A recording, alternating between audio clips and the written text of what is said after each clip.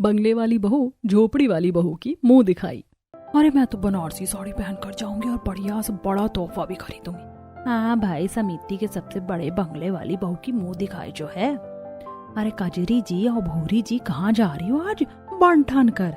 अरे बस वो झोपड़ी वाली बहू की मुंह दिखाई होगी ना, उसी के लिए तोहफे लेने के लिए जा रहे हैं। अरे तुम गरीब लोग और तुम्हारी गरीब सोच, हम बड़े बंगले की बहू की मुंह दिखाई में जाएंगे और तुम झोपड़ी वाली बहू की मुंह दिखाई में जरूर कोई सस्ता सा गिफ्ट लेकर ही जाओगी अपनी औकात की तरह। शारदा कजरी जी और भूरी जी का मजाक उड़ाती है और कजरी भूरी जी शर्मिंदा होकर वहां से चली जाती है। लेकिन ये बड़े बंगले वाली बहू और झोपड़ी वाली बहू की मुंह दिखाई का क्या चक्कर था? क्यों मोहिनी जी, शारदा जी, भूरी जी और कजरी जी का मजाक उड़ा रही थी? ये जानने के लिए हमें कुछ दिन पहले जाना होगा। अरे चलो, देर हो जाएगी। शाम के 7 बज रहे हैं और दूल्हा घोड़े पर तैयार हो गया है और हमारे घर की औरतों से तो तैयार ही नहीं हुआ जाता। कृष्णाधाम सोसाइटी में 2 घरों में आज शादी की तैयारियां चल रही हैं और बारात तैयार खड़ी है। अरे रुकिए जरा, ऐसी भी क्या जल्दी है? आखिर अग्रवाल परिवार की बारात है, ऐसे ही थोड़ी ना जाएगी। अग्रवाल परिवार की शान शौकत के साथ जाएगी। हम लोग सेठानी हैं तो सेठानी की तरह दिखने भी तो चाहिए, क्यों शिप्रा? हाँ मम्मी, ये देखो हम तो रेडी हो गए हैं, लेकिन ये बुआ और मौसी तो अभी तक सजने में लगी हैं। अरे जिज्जी, मुझसे मत कहो, ये तुम्हारी ननद है ना, ये 2 घंटे से लगी है मेकअप आर्टिस्ट से सजने में। ये हटे तो हम तैयार हों। अरे भाभी, अपनी बहनिया को समझा लो, हमारा मुंह ना खुलवाए। आधे दिन से खुद खड़ी आईने के आगे, तब कुछ नहीं। मम्मी, ऐसा लगता है भैया की बारात से पहले एक फाइटिंग शो हमें यहीं देखने को मिलेगा, बुआ वर्सेस मौसी। चल पगली, मैं कहाँ किसी से झगड़ती हूँ, ये तेरी बुआ ही है हरी मिर्च जैसी। हाँ सही कह रही हो, तभी तो तुम्हें इतने जोरों की लग जाती है मेरी बातें। दिलीप जी बारात के लिए चिल्ला रहे थे और देव की मौसी और बुआ की मुंह जोरी बढ़ती जा रही थी। अरे भाई, आप दोनों भी बहसबाजी और झगड़ा ऐसा करते हैं, आप दोनों अपना निपटा लीजिए, हम जाकर देव की बहू ले आते हैं। चलो शिप्रा। अरे जिज्जी, हम भी चलेंगे, चलो जल्दी। अरे हमें कौन सा यहाँ अचार बनाना है, चलिए भाभी, देर हो रही है। एक तरफ गीता जी के घर में सभी लोग बैंड बाजे के साथ नाचते गाते हुए शान और शौकत से भव्या के घर बारात लेकर पहुंचते, वहीं दूसरी तरफ आज उसी सोसाइटी में प्रभा जी के बेटे मयंक की बारात भी आज ही पास के धर्मशाला में जाने वाली थी और उनकी झोपड़ी के बाहर। अरे भाई प्रभा, जल्दी करो, घोड़ी और ढोल वाले आ गए हैं, कितनी देर और लगेगी? अरे रुकिए जी, बस मैं अपने मयंक की नजर उतार लूं। अरे ढोल वाले भैया, जब तक हमारा मयंक घोड़ी पर नहीं चढ़ता, जोर से बजाओ भंगड़ा पाले। आजा आजा। ओए ढोल वालो, दूल्हा भी आ गया अपना, अब बजाओ, दूल्हा बन गया ओए, और बन गया साडा बरखुरदार, घोड़ी चढ़ गया ओए, चढ़ गया छड़के मोटर कार। चल बेटा मयंक, घोड़ी पर चढ़ जा। सिंपल घोड़ी पर मयंक बैठता है, 4 ढोल वालों की थाप, रिश्तेदारों की हंसी ठिठोली के साथ बारात निकल पड़ती है। अरे वाह प्रभा जी, घोड़ी तो अच्छी है, लेकिन बस 4 ढोल वाले, ये तो हमारी किसी मोहल्ले की नॉर्मल शादी लग रही है। हाँ, सिंपल बारात है, कोई घोड़ा बग्गी का ढोंग नहीं, लेकिन देखो दूल्हा कितना खुश है घोड़ी पर। आज हमारी सोसाइटी में 2 बहुएं आएंगी ब्याह कर, फिर चलेंगे उनकी मुंह दिखाई में। एक ही सोसाइटी की दोनों बारातें एक साथ रवाना होती है और देव की बारात मैरिज हॉल पहुंचती है, जिसे देखकर भव्या की सहेलियां, अरे भव्या देख देख, तेरी बारात आ गई। हाँ, देख कितनी शानदार बारात आई है तेरी, लेकिन दूल्हा कुछ ज्यादा उतावला लग रहा है, देखो जरा कैसे मटक रहा है घोड़ी पर बैठा। अरे मेरी बारात है भाई, मेरा दूल्हा है, मुझे भी तो देखने दो। भव्या की सहेलियां कमरे की खिड़की से उसकी बारात देखकर उसे चिढ़ाती हैं। बारात का स्वागत होता है। बंगले परिवार का मैरिज हॉल चमक दमक से भरा है, लाइट्स, फूलों की सजावट, भव्य स्टेज सजा हुआ है। देव घोड़ी से उतरकर स्टेज पर पहुंचता है। अरे भव्या देख, दूल्हा कितना हैंडसम लग रहा है, चल पंडित जी वरमाला के लिए बुला रहे हैं। भव्या अपनी सहेलियों के साथ स्टेज पर आती है। देव और भव्या एक दूसरे को माला पहनाते हैं, सब तालियां बजाते हैं। वहीं दूसरी तरफ मयंक घोड़ी से उतरकर सादे मंडप में पहुंचता है। अरे मयंक बेटा, घोड़ी से उतर, चल, सेजल इंतजार कर रही है। चलिए दुल्हन को भी बुला लाइए, वरमाला के लिए देर हो रही है। तभी सेजल आती है और दोनों की वरमाला होती है। सब खुशियों से तालियां बजाते हैं, औरतें गीत गाती हैं। वहीं अमीर परिवार में बहुत बड़े ग्राउंड में रॉयल तरीके से देव और भव्या फेरे लेते हैं और गरीब परिवार में छोटी सी धर्मशाला में सादे तरीके से मयंक और सेजल के भी फेरे हो जाते हैं। देखो जी, हमारी बहू कितनी सुंदर लग रही, लक्ष्मी जैसी बिल्कुल। हाँ प्रभा, हमें शुरू से ही एक बेटी चाहिए थी और सेजल के रूप में हमें वो भी मिल गई। हाँ सही कह रहे हैं आप, चलिए विदा की तैयारी करिए। एक तरफ मयंक और सेजल की शादी होती है और उनकी विदाई की तैयारी शुरू हो जाती है, वहीं दूसरी तरफ देव और भव्या के फेरे हो रहे होते हैं। देखा आपने कितनी रॉयल शादी हो रही है हमारे देव की, लोग तारीफें करते नहीं थक रहे। हाँ भाई, देखो बैंड बाजे से लेकर खाना पीना और बहू के जेवर सब देखने दिखाने लायक है।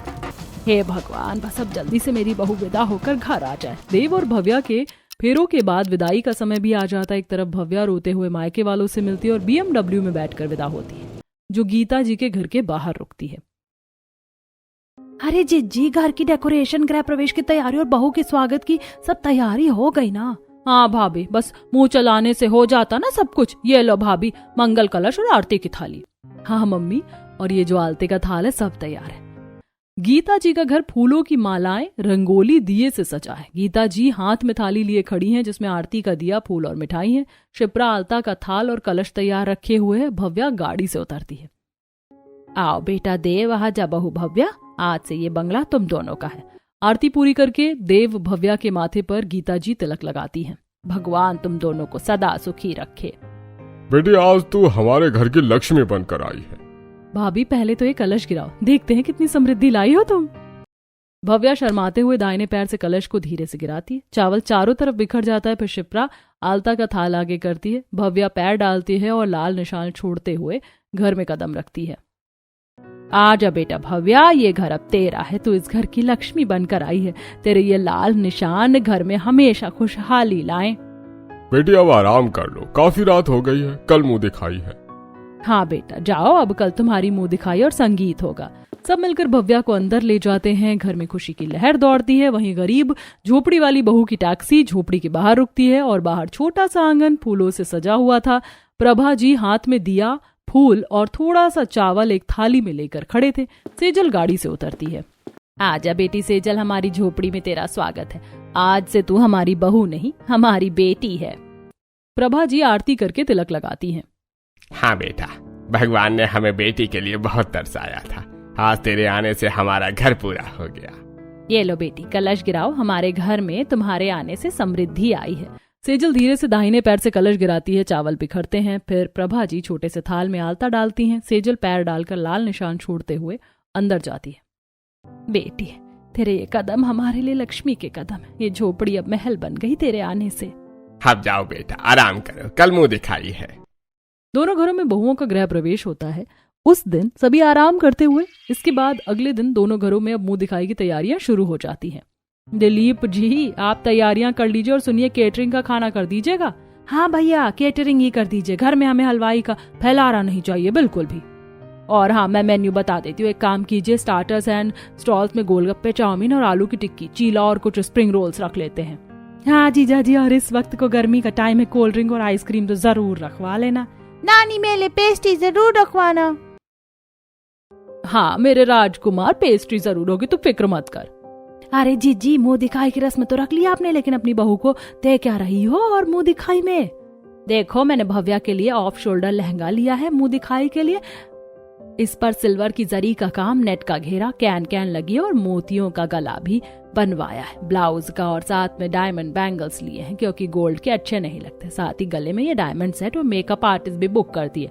अच्छा जी, इतना कुछ दे रही हो, लेकिन तुम्हारी बहू क्या लाई दहेज में? टीवी, एसी, वो भी इतना छोटा? हाँ भाभी, 56 इंच का टीवी हमारे घर में पहले से ही है और 1.5 टन का एसी तो काम भी नहीं करेगा। तुमने अपनी बहू को इतना बड़ा कमरा दिया और मायके वालों ने एसी ढंग का नहीं दिया। अरे जिज्जी, बहू के कमरे में ही लगवा दूंगी एसी और टीवी। अब काम करे या ना करे, आया तो उसी के मायके से है ना। हाँ जिज्जी, हद होती है। शादी में 50 लाख लगाए लड़के के बाप ने, फिर भी मिलनी में सिर्फ 18 कैरेट की चैन अंगूठी दी। कम से कम लड़के को ब्रेसलेट और सोने की घड़ी तो 22 कैरेट की देनी चाहिए थी ना। हाँ, अरे मौसी और बुआ को नहीं देते, कम से कम दादी सास के लिए सोने की 2 तोले की चेन कर देते। ये 1-1 तोला पकड़ा दिया, वो भी 18 कैरेट का। हाँ जिज्जी, क्या करें, अब जैसी किस्मत है, क्या ही कह सकते। इतना तो लड़की के बाप को खुद सोचना चाहिए। इंसान के पास कितना भी पैसा हो, लेकिन अगर मन नहीं है तो पैसा होना बेकार है। खैर, मैं अपनी बहू की मुंह दिखाई तो बड़ी जोर से करूंगी। भव्या का ससुराल में पहला दिन था और अपनी मुंह दिखाई वाले दिन ससुराल वाले के मुंह से ये सब बातें सुनकर वो मन ही मन दुखी हो रही थी। सही कहती थी दादी, ससुराल वालों को कितना भी दे दे, लड़की के माँ बाप ससुराल वाले कभी खुश नहीं होते। भव्या अपने मन में दादी की बात सोचती है। बेटी, लड़की के बाप ने चूल्हे से लेकर सुई धागा तक दिया, विदा हुई तो ट्रक भरकर सामान ले गई, रास्ते में पेड़ गिरा तो भी ससुराल वालों ने गाली दी और कहा सब दिया बस एक हथौड़ा नहीं दिया। दादी, आज आपकी बात सच हो गई, लेकिन मैं भी देखूंगी कि मेरी सास मुझे मुंह दिखाई में क्या देगी। जितनी बड़ी बड़ी बातें ये कर रही हैं, इनका तोहफा भी उतना ही बड़ा होना चाहिए। एक तरफ भव्या अपने ससुराल वालों की बातें सुनकर दुखी हो रही थी, वहीं दूसरी तरफ अब गरीब घर में मुंह दिखाई की तैयारियां सादगी से चल रही थी। पूजा, जल्दी जल्दी से घर की सफाई कर लो, घर के बाहर आंगन में चटाई बिछा देते हैं। अरे प्रभा जी, मुंह दिखाई के लिए बाजार से कुछ लाना हो तो बता दीजिए। अरे ज्यादा कुछ नहीं लाना, बस आप 15-20 समोसे ले आइएगा, बाकी घर में चाय नाश्ता हो जाएगा, शादी की कुछ मिठाई और फल बचे हुए उन्हीं से काम चल जाएगा। अरे जिज्जी, बहू के लिए साड़ी वगैरह कुछ ली है या नहीं? हाँ भाभी, बहू को मुंह दिखाई में क्या पहनाओगी, कुछ सोचा है? देखिए जिज्जी, नई साड़ियाँ लहंगा तो मैंने खरीदा नहीं, सेजल के संदूक में देख लेती हूँ, जो साड़ी सबसे अच्छी होगी वही पहना देंगे। हाँ, वैसे भी हमारी बहू तो सादा सिंपल ही इतनी सुंदर लगती है, उसे बाहरी श्रृंगार की जरूरत ही नहीं है। चलिए मोहल्ले में न्योता दे आता हूँ मैं। दोनों तरफ मुंह दिखाई की तैयारियां शुरू हो जाती हैं। बंगले घर में जोरों शोरों से तैयारी होती है, वहीं गरीब घर में सादा लेकिन प्यार भरा माहौल होता है। तभी भव्या की नंद शिप्रा उसके कमरे में जाती है। भाभी, आपकी मुंह दिखाई के लिए मम्मी ने डिजाइनर आउटफिट तैयार करवाया है और आपकी मेकअप आर्टिस्ट भी आ गई है। हाँ बेटा, मैंने तो शहर की सबसे बेस्ट मेकअप आर्टिस्ट को बुलाया तुम्हारे लिए। ये पूरे 51,000 रुपए लेगी और पूरा मैक का मेकअप करेगी, तुम्हें ऊपर से लेकर नीचे तक पूरा सजाएगी, साथ में नेल एक्सटेंशन भी कर देगी तुम्हारे। हाँ भाभी, और ये तुम्हारी हेयर स्टाइल भी क्रिएटिव बनाएगी। हेयर स्टाइल के लिए मम्मी ने स्पेशली डायमंड्स मंगवाए हैं, ये इस ड्रेस के साथ तुम्हारी हेयर स्टाइल में सुटेबल होंगे। हाँ बहुरिया, और ये डायमंड की ज्वेलरी पहनना इस लहंगे के साथ बिल्कुल सही जाएगी। गीता जी अपनी बहू की मुंह दिखाई के लिए हुई तैयारी को बढ़ चढ़कर भव्या के सामने दिखा रही थी कि तभी मेरे मम्मी पापा ने मुझे ऐसे संस्कार दिए कि मुझे जवाब देना नहीं आता, वरना मैं सब समझती हूँ कि ये लोग क्या साबित करने की कोशिश कर रहे हैं। भव्या अपने मन में सोच कर रह जाती है। उसके बाद मेकअप आर्टिस्ट उसे तैयार करना शुरू करती है। वहीं दूसरी तरफ झोपड़ी में सेजल की मुंह दिखाई की तैयारी भी हो रही है। सेजल बेटा, आज तेरी मुंह दिखाई है, लोग आते ही होंगे। जा तेरे संदूक के अंदर ना बेटा जो सबसे सुंदर साड़ी है, तू वही साड़ी पहन ले। जी मम्मी जी, जैसा आप कहें। और हाँ सेजल बेटा, अगर किसी भी चीज की जरूरत हो तो हमें बुला लेना, साड़ी पहनने या तैयार होने में कोई भी परेशानी हो तो हिचकिचाना मत। हाँ सेजल बेटा, अभी फिलहाल तो इस घर में तुम्हारे पास 3 सास है, किसी भी चीज की कैसी भी दिक्कत नहीं होने देंगे हम तुमको। तो प्रभा जी, हो गई सारी तैयारी मुंह दिखाई की? हाँ जी, बस पड़ोसन को न्योता दिया है, बाकी हम घर के लोग होंगे, ढोलक बजाकर खुद ही हम गीत गवा लेंगे। अरे खाने पीने का इंतजाम कैसे होगा? क्या क्या लाना है बाजार से बता दो। अरे खाने पीने के इंतजाम में एक काम करते हैं, मैंने आपको कहा था ना बाहर से समोसे वगैरह मंगवा लेंगे, और हमारी शादी में मिठाइयाँ बची हुई हैं, वो मिठाइयाँ ही परोस देंगे। हाँ जीजा जी, और गर्मी का मौसम है, कोल्ड ड्रिंक की 2 बोतलें मंगवा लेना, और हम प्लास्टिक के ग्लासों में खुद ही महिलाओं को कोल्ड ड्रिंक दे देंगे। अरे अब गीत गाने के लिए अड़ोस पड़ोस की औरतें आएंगी, शादी का घर है पूरा बिखरा हुआ, पूरी सफाई करनी पड़ेगी। एक काम करते हैं, झोपड़ी के बाहर आंगन को साफ करके उसी में चटाई बिछा देती हूँ।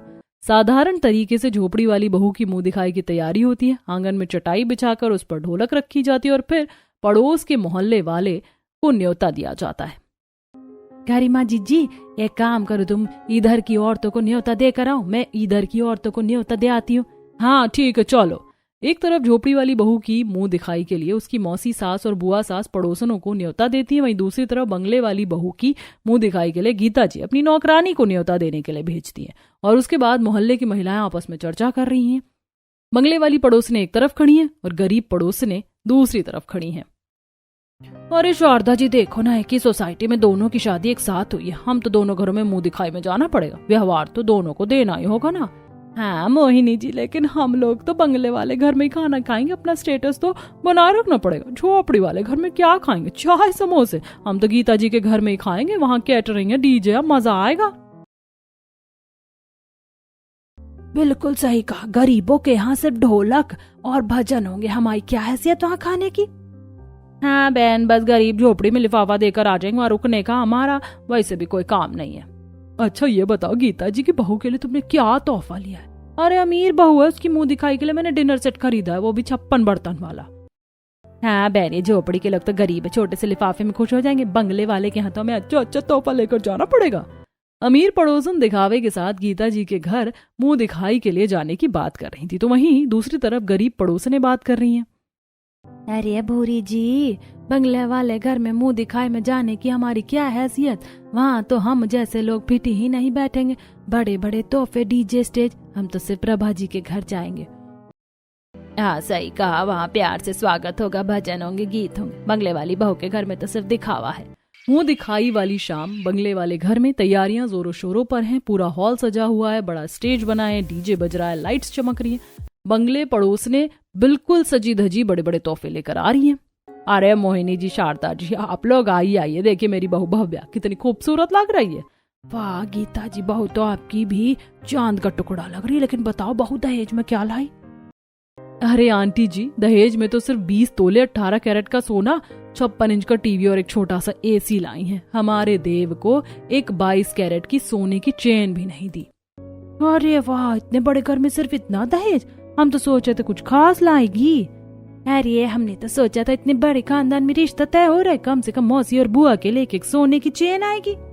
अरे दे दी इन्होंने सोने की चेन, साड़ियां तो देखो कितनी फीकी फीकी आई हैं। अरे हम तो इसी उम्मीद में थी, कम से कम एक एक साड़ी और एक एक गिफ्ट तो मिलेगा ही, चांदी का सिक्का ही सही, आखिर इतने बड़े खानदान में शादी जो हुई है। अरे बहन, जिसके पास पैसा है उसके पास खर्चने का दिल भी होना चाहिए।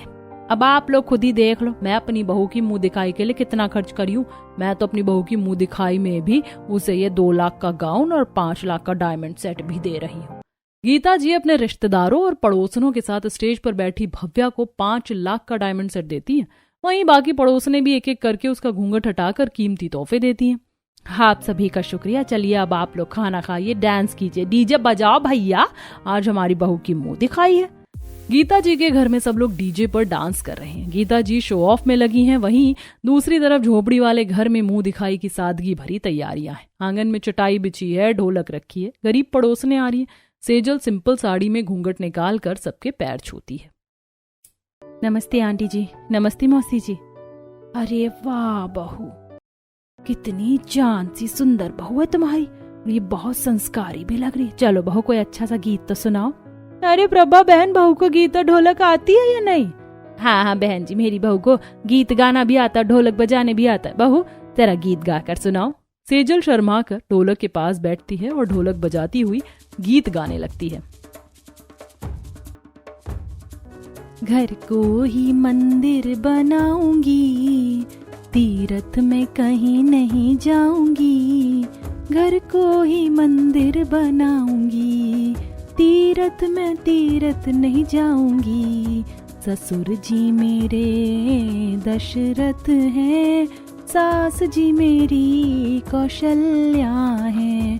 ससुर जी मेरे दशरथ हैं, सास मेरी कौशल्या है। देवर को लक्ष्मण बनाऊंगी, तीरथ में कहीं नहीं जाऊंगी।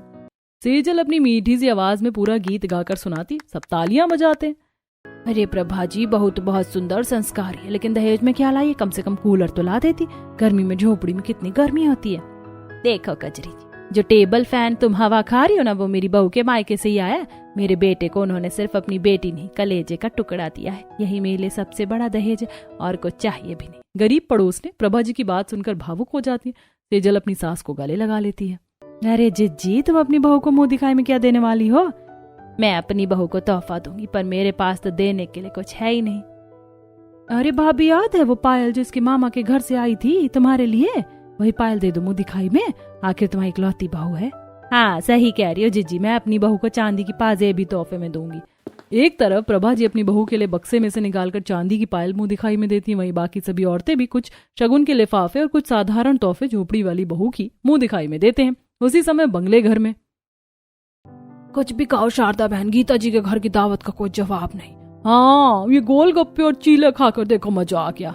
अरे जल्दी जल्दी खा पी लो, फिर उसके बाद डांस करने चलेंगे। लगता है आज तो गीता जी की नई बहू भी स्टेज पर डांस करेगी। हाँ हाँ, जल्दी से चाट पकौड़ी का मजा ले लेते, उसके बाद आराम से बैठकर डांस देखेंगे। हाँ बहन, मैंने सुना है कि गीता जी अपनी बहू को डायमंड का सेट दिया है मुंह दिखाई में। हाँ, सभी ने एक से बढ़कर एक तोहफे दिए हैं। देखो कैसे भर गया है स्टेज। अब देखो हम लोगों की विदाई में क्या मिलता है, बहू के घर से हमारे लिए क्या आया है।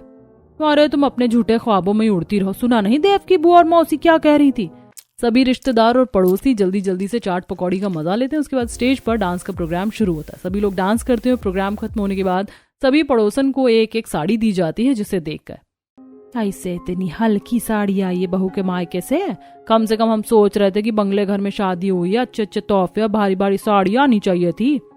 अरे कम से कम थोड़ा सिंगार का सामान ही आ जाता। अरे बहन जी, हम लोगों के लिए ही इतना कुछ नहीं किया तो आप लोग तो पड़ोसन हो। झोपड़ी वाली बहू और बंगले वाली बहू दोनों की मुंह दिखाई का फंक्शन खत्म हो जाता है। एक तरफ झोपड़ी वाली बहू को अपने ससुराल में मान सम्मान मिलता है, तो वहीं दूसरी तरफ बंगले वाली बहू को दहेज के ताने मिलते हैं। कुछ दिन गुजरते हैं और थोड़े दिन बाद बंगले वाले घर। मम्मी, मैं सोच रहा हूँ हमारी शादी को 1 हफ्ता गुजर चुका है, तो जरा मैं भव्या को बाहर घुमा लाऊं। हाँ बेटा, जरूर, तुम दोनों चले जाओ। गीता जी की परमिशन मिलने के बाद भव्या तैयार होकर हॉल में आती है। उसे देखकर, बहू ये हमने चढ़ाया था ना तुम्हारे ऊपर। देखो तुम्हारे मायके के सूट तो बहुत हल्के हल्के हैं और हमारा चढ़ाया हुआ सूट देखो देखो कितना जचता है तुम्हारे ऊपर। जी मम्मी जी, सही कहा आपने। ठीक है मम्मी, अब हम चलते हैं। एक तरफ भव्या और देव भी घूमने जाते हैं, वहीं दूसरी तरफ झोपड़ी वाली बहू सेजल और मयंक भी उस दिन पिक्चर देखने जा रहे होते हैं। मम्मी, आपको पता है आज मेरा प्रमोशन हुआ है। इसी खुशी में मैं चाहता हूँ कि हम सभी आज बाहर डिनर करने के लिए चले। अरे बेटा, प्रमोशन तेरा हुआ है और वो भी हमारे घर की लक्ष्मी की वजह से।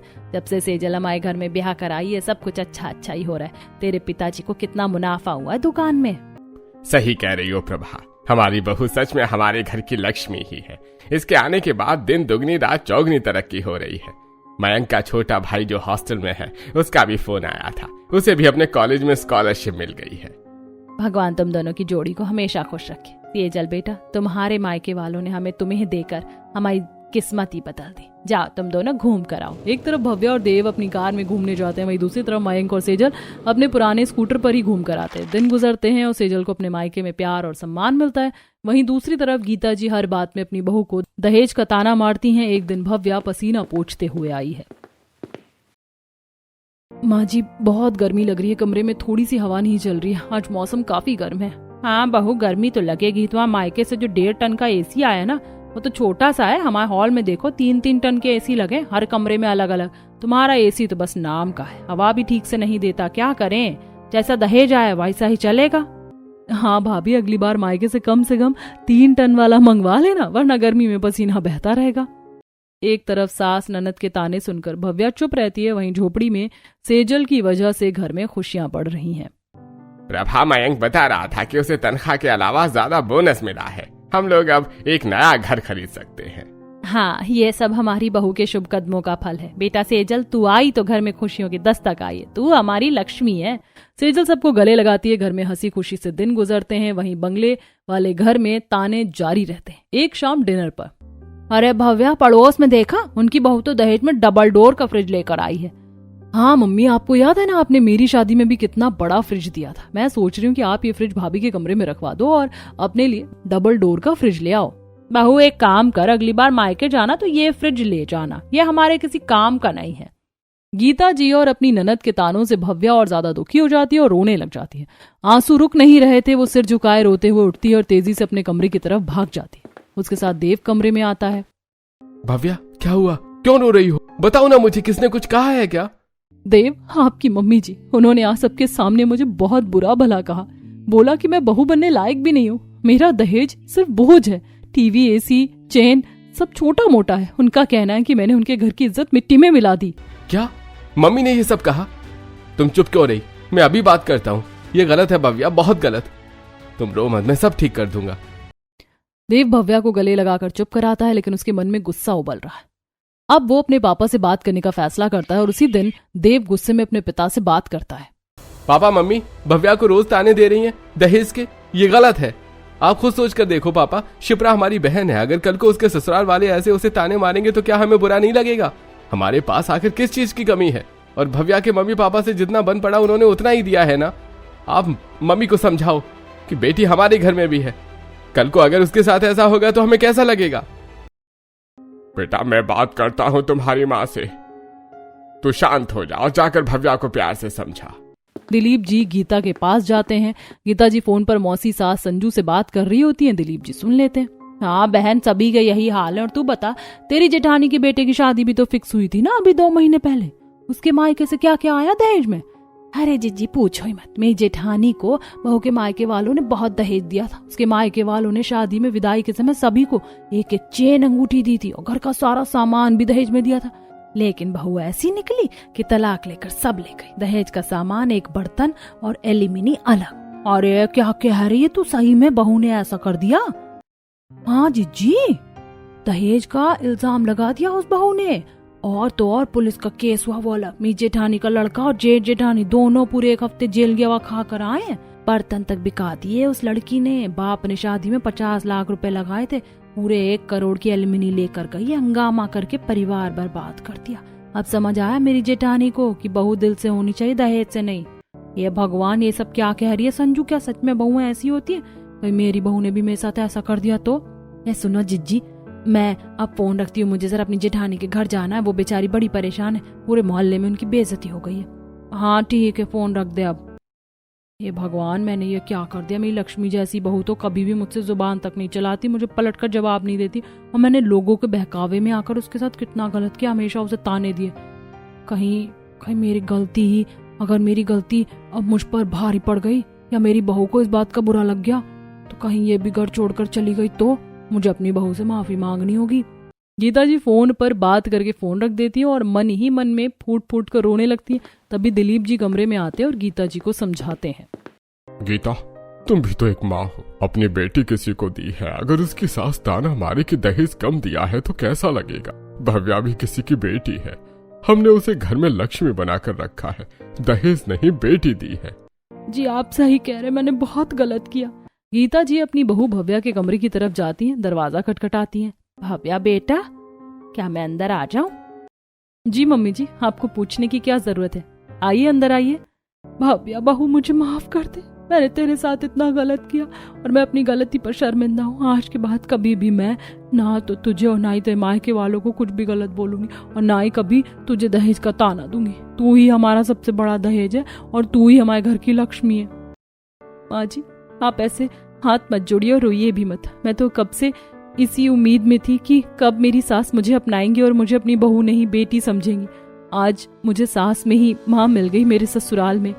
हाँ बेटा, आज के बाद तुझे माँ का प्यार ही मिलेगा।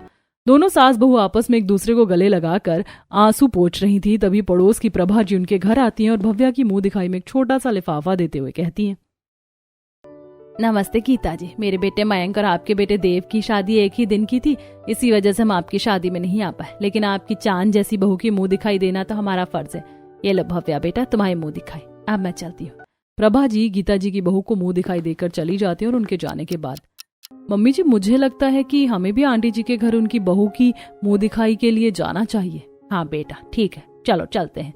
गीता जी भी एक तोहफा लेकर प्रभा जी के घर मुंह दिखाई के लिए जाती हैं, उनकी बहू सेजल को देखकर। अरे वाह प्रभा जी, आपकी बहू तो बिल्कुल चांद का टुकड़ा है, कितनी शालीन और समझदार। जी हाँ, और हमारे घर की लक्ष्मी भी। हमारी बहू भी हमारे घर की लक्ष्मी और अन्नपूर्णा दोनों है। चलिए अब हम चलते हैं। आज कृष्णधाम सोसाइटी के बंगले और झोपड़ी वाली दोनों घरों में खुशियां और सुख शांति थी। दहेज के ताने खत्म हो गए थे। सेजल की वजह से गरीब घर में तरक्की हो रही थी और भव्या अब सम्मान से जी रही है। और इस तरह बंगले वाली बहू और झोपड़ी वाली बहू की मुंह दिखाई का एक सुखद अंत हुआ।